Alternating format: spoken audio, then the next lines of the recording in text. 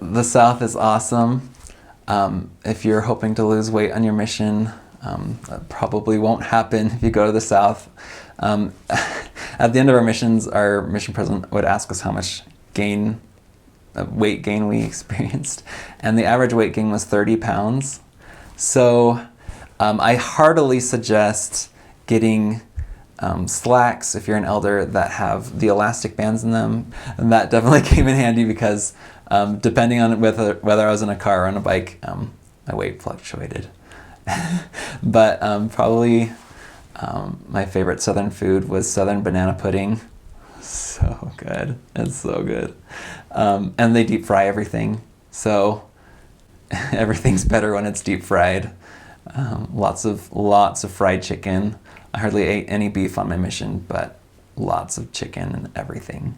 So the fried okra was also really good, but it's an acquired taste. So I was pretty safe in Georgia, but there were a couple incidences. Like people who don't have a lot of money will serve you boiled okra, which I probably shouldn't talk about the consistency, but it was very unappealing and it didn't taste very good either.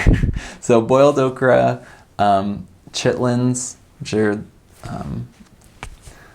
diced up animal organs, kind of vague,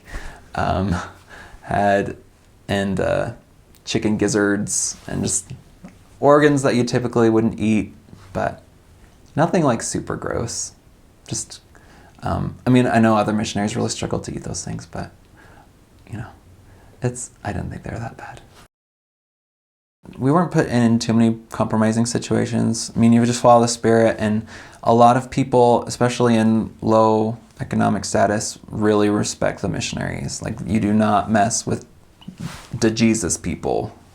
And so we even had a drug dealer come up to us and be like, just so you know, we've got our guys watching you, so that if anyone messes with you, we'll cap them. So thanks. So we're protected, and we never really had any super dangerous situations. Roadkill is everywhere. And I never saw a live armadillo, but I saw them dead all over the place. Probably the fiercest wildlife I encountered was a possum that was very angry and was on someone's doorstep and would not let us get near. It's a common misconception that possums just lay down and pretend like they're dead. They only do that when they're about to die, so that the predator or whoever will leave them alone, but they're very aggressive. And so people in Georgia are very conscious of possums and be very careful because they're very vicious creatures. But nothing too crazy. Lots of turtles, foxes. This really cool wildlife that you don't see as much out here in the West. Having a chronic illness on a mission was very difficult, and there's depression and anxiety that is very closely associated with that, and recognizing limits. And so I was fortunate that I know that the Lord strengthened me, but it was very difficult when I compared myself to other missionaries because there were real limitations to what I could do. And so fighting pain and the emotional ramifications of illness is very real. And if you need to go home, to not be ashamed, to go home early, you shouldn't feel ashamed. As long as you're very open and willing to talk about anything with your mission president, things will work out. But it was very difficult, and I chose not to come home. I probably could have, but it's a very difficult thing to contemplate. Be prepared to hear that someone's not interested because they're saved. You'll hear that every day, and it's good. We totally recognize that when people turn over their lives to Christ, that there is a transformation, and it's really important. And I wish I had realized this early in my mission, that if people aren't interested, not to just let them go just like that, but to encourage them to be the best Christians that they can be. And people are really receptive to that, and they are really grateful when you show respect to their faith. Another thing is that you'll work with a lot of African Americans, and I baptized several. They're very receptive to the gospel.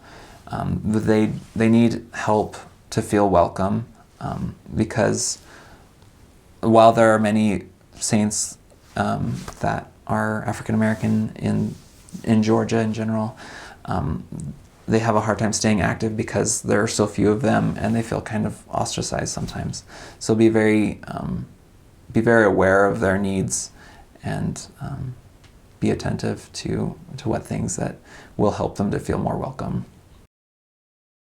In the city of Dawsonville, we were working with an elderly man who was 73, and he had been smoking for the last 50 years. And so it was very much a part of his life. And we had found him through tracting, and he was keeping all the other commitments, but he could not give up cigarettes. He would try, and his body would go through severe withdrawals, and it was very, very difficult for him.